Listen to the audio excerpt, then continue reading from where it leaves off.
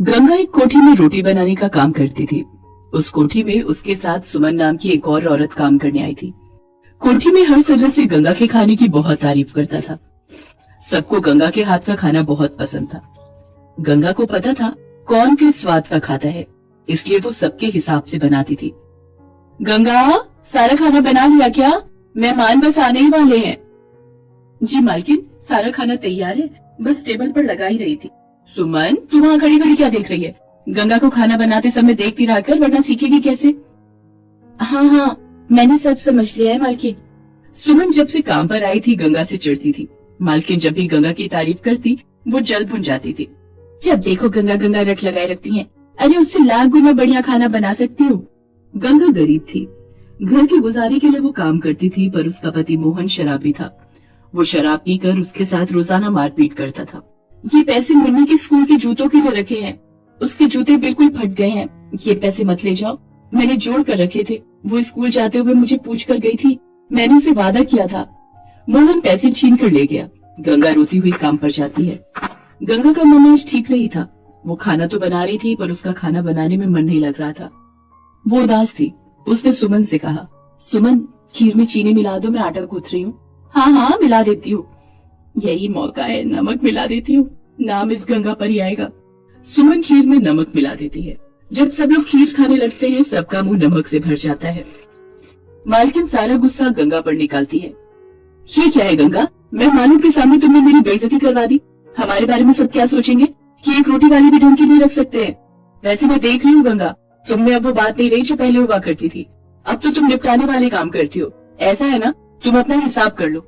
सुमन तुमसे अच्छा खाना बनाने लगी है, और वैसे भी मेरे पास इतने पैसे नहीं है कि मैं 2-2 रोटी वालियों को तनख्वाह दे सकूं, इसलिए तुम अपना काम कहीं और ढूंढ लो। मालकिन, मैंने नमक नहीं मिलाया, मैंने तो सुमन से कहा था कि चीनी मिला दे। हाँ, कितना झूठ बोल रही हो गंगा दीदी।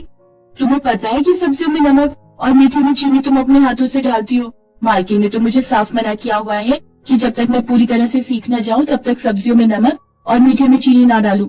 देख रही हो मालकिन, अगर ऐसी बात है तो मैं यहाँ से चली जाती हूँ, आप इसी गंगा से काम करवा लो। रुक सुमन, तुझे कहीं जाने की जरूरत नहीं है। गंगा, ये इस महीने के बचे हुए पैसे लो और जाओ। सुमन ने चालाकी से गंगा को नौकरी से निकलवा दिया। गंगा रोती हुई घर पहुँचती है। वो देखती है कि मोहन बेहोश जमीन पर गिरा हुआ है और मुन्नी बापू बापू कहकर रो रही है। माँ देखो ना, बापू अचानक गिर गए और कुछ बोल भी नहीं रहे। हे भगवान, ये क्या हो गया? रुक, मैं पड़ोस में रहने वाले डॉक्टर को बुला लाती हूँ। गंगा पड़ोस के क्लिनिक पर बैठे हुए डॉक्टर को लेकर आती है। उस डॉक्टर की सलाह पर मोहन को एम्बुलेंस में हॉस्पिटल ले जाते हैं। मोहन को शराब पीने से लीवर में इन्फेक्शन हो गया था। गंगा के पास जो भी पैसे थे वो सारे अपने पति के इलाज में लगा दिए। मोहन भी बहुत शर्मिंदा था। उसे जब पता चला कि गंगा की नौकरी छूट गई है तो वो बहुत दुखी हुआ। छुट्टी मिलने के बाद मोहन को घर पर आराम करना था, पर गंगा को घर के खर्चों के लिए पैसों की जरूरत थी। लेकिन उसे कुछ समझ नहीं आ रहा था कि क्या करे। कहीं भी रोटी बनाने का काम नहीं मिल रहा था। इतनी जगह बात कर ली पर कहीं भी रोटी बनाने का काम नहीं मिल रहा। कैसे गुजारा चलेगा, कुछ समझ नहीं आ रहा। माँ, मुझे भूख लगी है, मुझे मैगी खानी है। अरे, आज तुझे मैगी कहाँ से याद आ गई? मेरी सहेली पिंकी ने भी मैगी खाई है, मुझे भी मैगी खानी है। अच्छा ठीक है, ये ले पैसे और खरीद ला, मैं बना दूंगी। मुन्नी मैगी का पैकेट खरीद लाती है। गंगा मुन्नी के लिए मैगी बना रही थी। माँ, आपको पता है इसमें सब्जियाँ, पनीर और पता नहीं क्या क्या डालकर पिंकी मैगी बनवाती है। ठीक है, मैं तुझे सब्जियाँ डालकर फिर किसी दिन बना दूंगी। मैं ये देखो, मैगी के पैकेट पर क्या लिखा है? मैगी से कोई नई खाने की चीज बनाओ और 10,000 रुपए का इनाम पाओ। माँ, तुम भी इस प्रतियोगिता में भाग लो। क्या? दिखा तो जरा।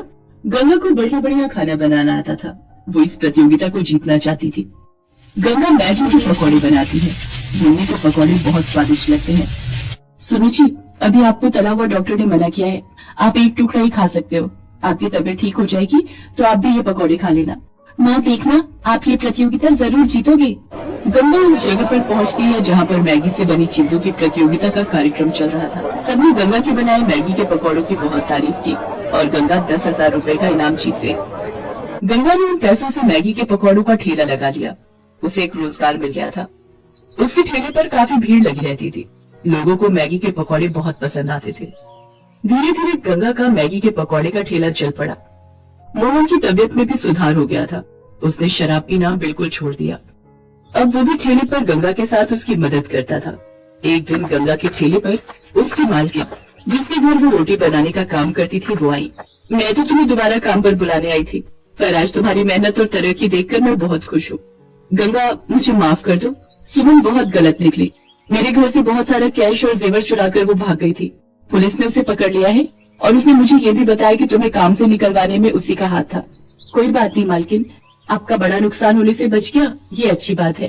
पर आगे से आप जब भी किसी को अपने घर काम पर रखो तो उसकी अच्छे से जांच पड़ताल जरूर करना, क्योंकि हर कोई गंगा की तरह नहीं होता। मालकिन की आंखों में शर्मिंदगी थी। वो वहाँ से चली गई। गंगा अपनी छोटी सी दुनिया में खुश थी। उसने अपने पति मोहन के साथ मिलकर मैगी के पकौड़े बेचकर जब अच्छी कमाई कर ली तो एक दुकान किराए पर ले ली, जहाँ पर वो मैगी के पकौड़े के साथ साथ और भी कई तरह के पकौड़े और चाय बेचने लगी।